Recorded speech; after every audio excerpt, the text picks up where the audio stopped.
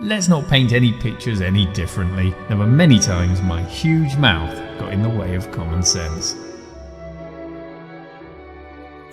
When it comes to the term rise and fall within the video game industry, there is one name that stands head and shoulders above everybody else. Peter Molyneux. A chap who has made quite literally some of the very best games ever created, and a chap that even to this day is recognised as one of the more influential game designers going, especially within the PC space. Dungeon Keeper, Populous, Fable, Black and White, Syndicate, Theme Park. Seriously, the guy is right up there with some of the very, very best creators ever. But on the flip side, all of this fame and recognition that comes from creating such legendary titles does sadly create a guy that is without a doubt a bit too overpromising. And in 2015, when things got really bad for him, Peter, somebody who loved to be front and centre on any news articles, stated in an interview with The Guardian, "It's over. I will not speak to the press again." So why was this? Well, to be fair, his reputation had been going downhill a fair bit for quite some time, primarily due to his overpromising of previous games that had already made it out, for better or worse. But this was due to one of his absolute worst projects to date, and that game is, of course, Goddess. I wanna take you for a ride. Yes, ladies and gentlemen, today I plan to talk to you guys about a game by a guy that should have been brilliant. I plan to talk to you guys about some serious overpromising, some broken dreams, a crazy amount of time wasting, and a game that is far from anything. Goddess is nothing, and it was all started by one of the leading gentlemen in all of gaming.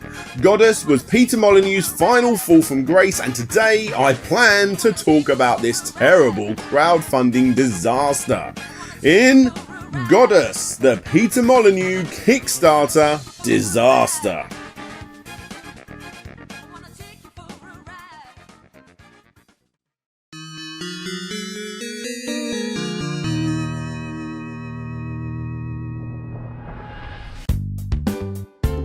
Peter Molyneux is often cited as being the creator of the God game genre, and you can see why with titles such as Populous and Black and White behind him, yes.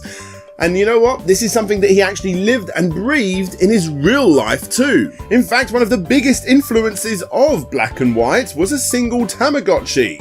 A Tamagotchi that Peter would hang around his neck on a chain and get ridiculed for being a fully grown man doing such a childish thing. This resulted in colleague Andy Robson getting so fed up with this that one day, after finding the little plastic egg watch abandoned on Peter's table, picked it up and plonked it into his cup of tea, killing Peter's mate Mechi in the process. Peter was distraught and even went into mourning over the little Tamagotchi, and according to a Eurogamer interview, he said, "That's when I thought, God, if I really feel that emotionally attached to this little bit of plastic, how much more can we do with that?" Turns out Black and White was what he could do with that, and obviously it went on to be a massive success with multiple add-ons and sequels being released over the next several years. And then of course you've got the Fable series, another collection of games that had Molyneux at the forefront, going to press releases and over-promising as he always does, pushing his team to do more and more, and ultimately, again for better and for worse, actually releasing a game that at one point, according to Microsoft, was their most successful IP, behind the Halo series of course. These godlike games were the natural progression towards Goddess, the Kickstarter that we are going to be talking about today. And if you think he overpromised in the past, you ain't seen nothing yet. In order to get people excited for the games at Lionhead, he would constantly talk to the press explaining features that had either not been agreed upon yet or were completely made up. If you were a purchaser of games such as Fable and your first time knowing about the game was via an advert or even on the store shelf itself, then this wouldn't be a problem. But for everyone else that was actually following these interviews, as good as the games were, and for the most part they really were quite good games, they didn't include all of the features promised. This not only wound up the fans, but it wound up the developers too. And in early 2012, several key long-time Lionhead veterans who disapproved of Peter's approach to game development and the way the company was being run all decided to leave on the very same day, a day that would forever be known as Black Monday. Peter saw this as an attack on him directly, and because of this, it was one of the final nails in the coffin that he needed to also leave Lionhead. He packed up his stuff, he moved over the road, he set up a new studio called 22 Cans, and that was the end of that. Although it wasn't the end of his God game obsession. Something was cooking behind the scenes at 22 Cans, and to promote it, a game called Curiosity, or Curiosity What's Inside the Cube, was released onto mobile phones, which basically was exactly what it sounded like. A giant cube that collectively people from around the world would chisel away at in an attempt to remove 60 billion smaller cubes, or cubelets if you prefer, in order to get to the centre. What's in the centre, I hear you ask? Nobody knew, but just like the title suggested, everybody was curious. The more you tapped, the closer you got. It was reported that 2,000 layers were here, and the game proved to be so popular that it actually turned out to be a bit of a stress to sign into the servers if you wanted to participate. It was so incredibly popular. This breakthrough success caught Molyneux off guard. He was expecting on average about 30,000 people in total, and he got that within the first 3 hours of the app going live. Again, this didn't exactly shine him in the greatest light, as the majority of people couldn't sign in to play it, and those that did, well, they saw loads of penises, and the majority of people that tapped away used it to draw this very thing. It also didn't help that an accidental technical error suddenly removed everybody's gold, and there was just no way to bring it back. As much as people may have moaned about all of this, Peter, rightfully, did not expand on those servers. It was still 30,000 allowed in at one time. I assume this was done so that it wouldn't end too soon, and the penis artwork was also left in, resulting in floods of other artists, who were mostly Italian apparently by the way, coming in and cleverly changing up those dick pics for palm trees, puppy dog faces, or whatever. Whatever you want to call this thing, it was a successful social experiment for Peter Molyneux. It brought communities together, it got them all to express themselves, I suppose you could say, and best of all, for 22 Cans, it made them some nice pocket money with microtransactions. The faster you chipped away, the more in-game currency you got to get tools, which helped you chip away faster. It was as basic could get for a game on any platform, yet the idea of working together to remove blocks piece by piece by piece, and after an hour or so of playing, zooming out to see what you've all collectively done, was oddly satisfying. There was no way to lose in a game like this, but you could definitely win. Is the power of curiosity enough to unite the whole world in solving one mystery? Buried in the center of this cube is one life-changing secret. It will take the entire world to chip away at its many layers, but only one person will find out what's inside. We assure you, whoever chips away at that last block will have their life changed forever.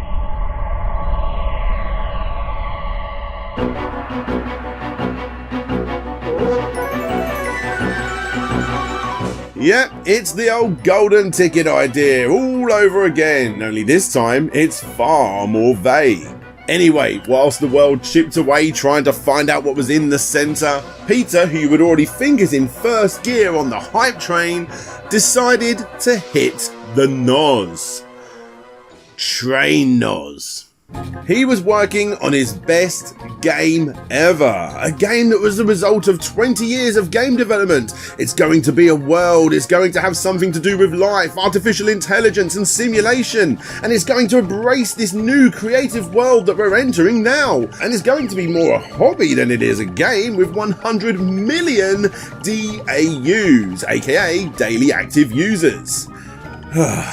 See what I mean? Even though by this point the world had grown tired of Peter's overpromising, claiming that the injured guests in Theme Park will appear in Theme Hospital, claiming that Project Milo was a real game and not just a tech demo, claiming that your real-world DVDs will run on in-game screens in Syndicate, and obviously most iconic of all, claiming that if you plant an acorn in Fable, it will grow into a tree during your playthrough. How can I try and get over this stupid line I said back in 1999, I think it was, about an acorn and an oak tree? Still, with everything that happened in the past, it was hard to not get excited again.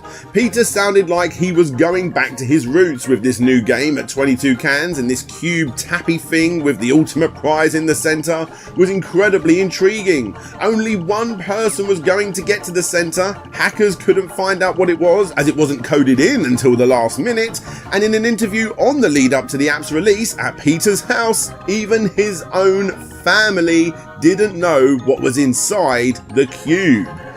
7 months passed while people tapped away at this thing, and then in May of 2013, Brian Henderson clicked that last tiny cubelet and saw the following video.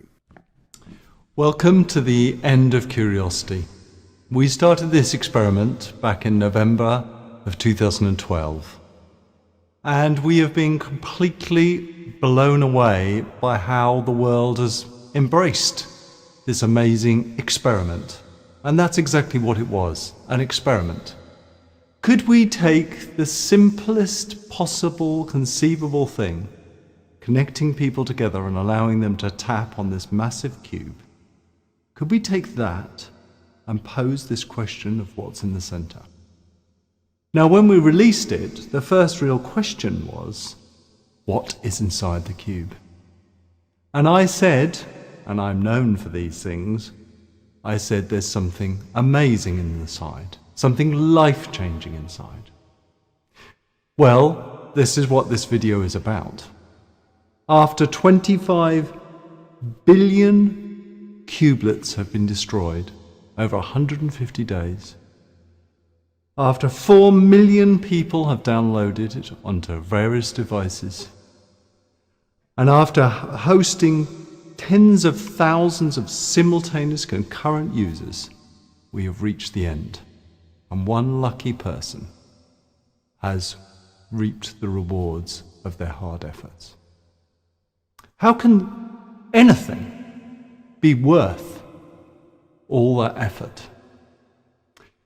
Well, we could give you a piece of advice. We could say, oh, be nice to people. We could say, here's a wad of cash, but it needs to be more meaningful than that.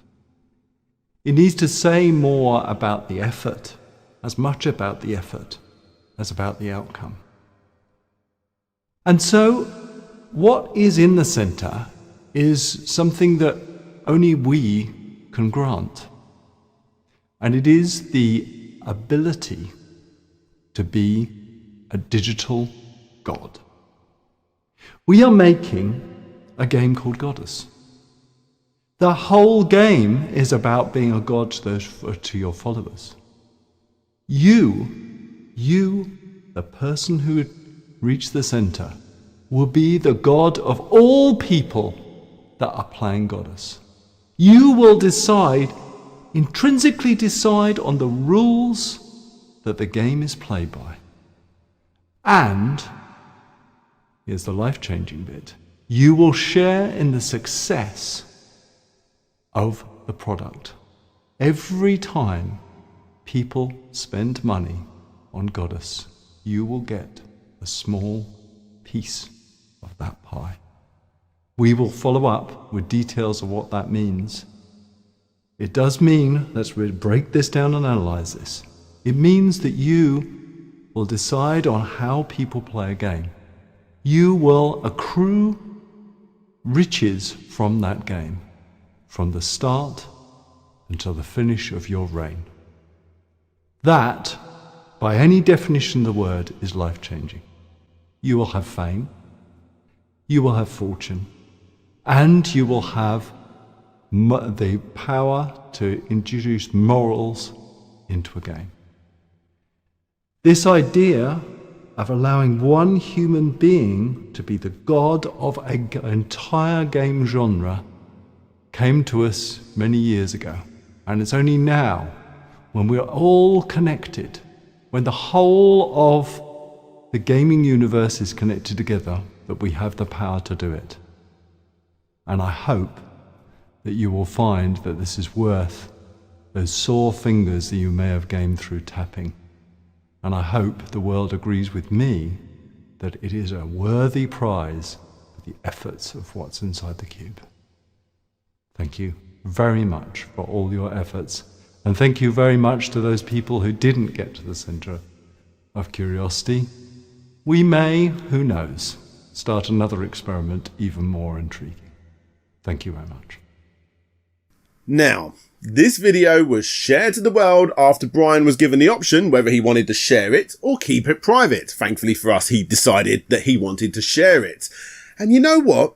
Being the god in a god game by the creator of the god game genre, getting money from that game and fame, that's really not a bad prize, am I right?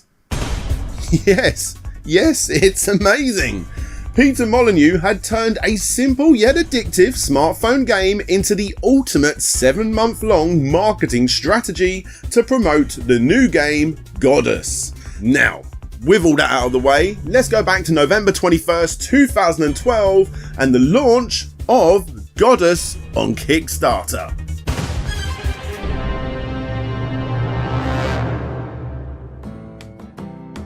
A pretty standard by today's estimations, but still rather appealing looking god game, asking for £450,000 and getting £526,563 from 17,184 backers. It wasn't as easy as one would expect to hit that goal, mind you, even with a name as legendary as Peter Molyneux at the forefront. People didn't understand why someone who had just been knighted as one of the top dogs at Microsoft would actually need this investment. He of course fought back on this, and with only 2 days to spare, if you look at KickTrack, you can see he did indeed just about make it. The game was expected to be released in September the following year, and as you may have guessed, it was very much under-delivered.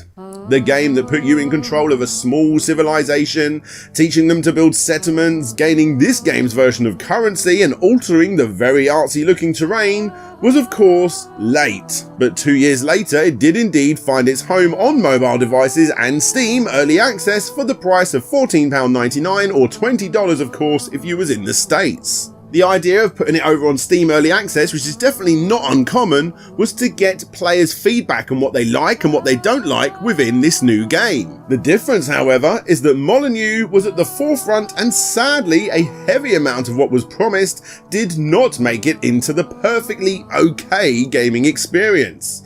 Don't expect me to suddenly jump on board and tell you all how terrible this game is, because I'm not going to. So many times throughout my YouTube life I've said that you can sense that a great game is hidden underneath, and never has that been more true than right here. The game is definitely solid, a rather relaxing yet enjoyable experience. The problem is, plenty of games like this exist already, and this was just way too basic.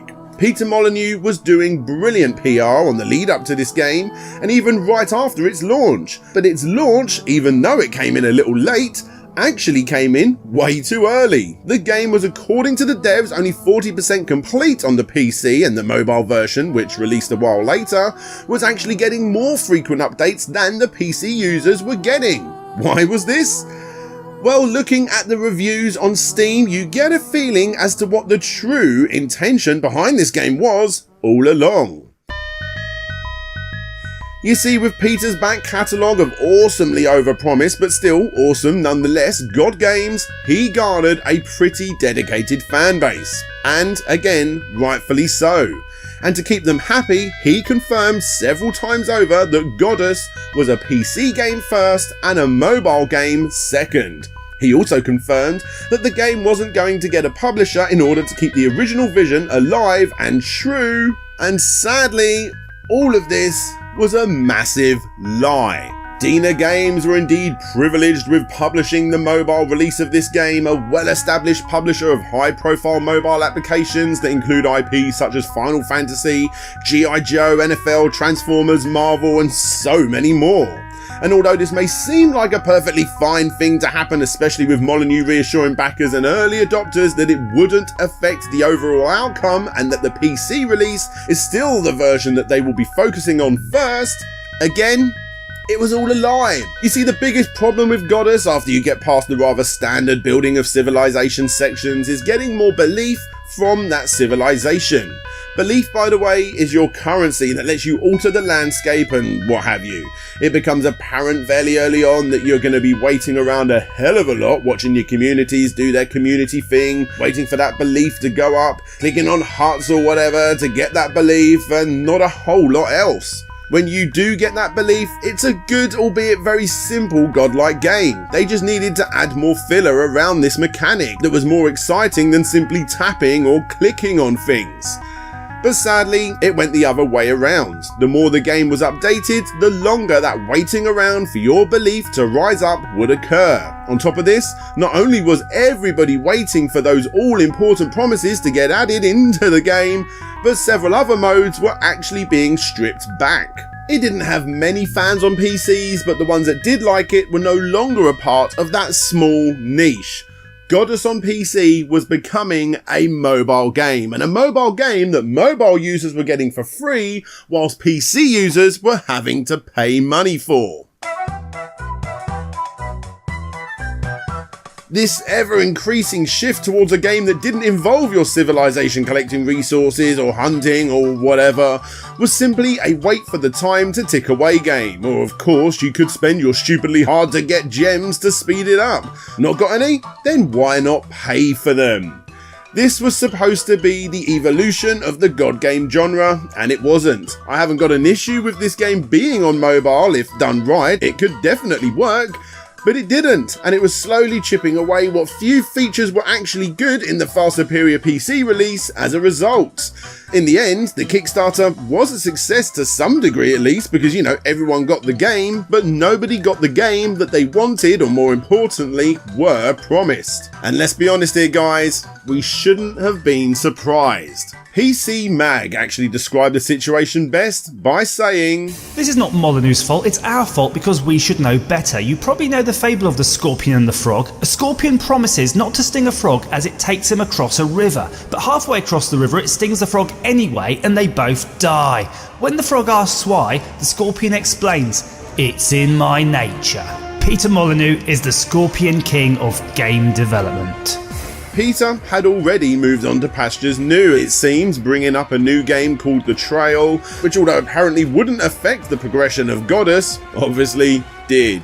In short, the game was incredibly underwhelming. I think we've covered that enough, but with over 5,000, albeit mostly negative reviews on Steam, how much do you think that Brian Henderson made from this pretty well established user base? You remember Brian, right? Brian Henderson, the guy that clicked away on that very last cubelet to get the big reveal in the centre and, to share in the profits of this Goddess game. You will have fame, you will have fortune, and you will have the power to introduce morals into a game. How much do you think he got? Nothing. Obviously, it was nothing. Absolutely zero, nada. He got absolutely nothing. After visiting the studio, almost all communication between the two dried up. He would of course email them every month asking for an update, but even 2 years down the line, absolutely nothing was done. The communication became almost completely one-sided by this point, and obviously no money was heading his way. The reason was the hub world. The hub world wasn't made yet, making multiplayer non-existent, and therefore the God of Gods, as in Brian's prize, wasn't implemented, and that was the end of that. Now this was all back in 2014 to 2016, a couple of years before the even more heavily mobile focused Goddess Wars was released onto Steam Early Access, which was yet again another unfinished game that was the sequel to the original unfinished game. Why do you do it to yourself, Peter? The comment section of the Kickstarter is a rather dark place, obviously. The reviews on both games are dreadful. Peter Molyneux himself, a guy that should technically be renowned for being one of the greatest game designers ever, now has crap like this being front and center of people's minds when they think about him. And Brian, the winner of the ultimate life-changing experience? Well, I reached out to him to see if there was any kind of an update or to see if he did get anything since about 2016 when this was heavily reported on. And he had this to say. Contact between me and 22 Cans became less and less frequent, eventually fizzling out completely. I don't remember hearing from anyone from 22 Cans directly about them ceasing development. I think, along with everyone else, time passed and I assumed it was dead. Possibly the last thing I heard from anyone at 22 Cans was Peter Molyneux himself, as I do have a vague memory of being on the phone to him. I don't remember the context of it at all, or what preceded the call, or who called who. I just remember telling him I have no bad feeling toward him.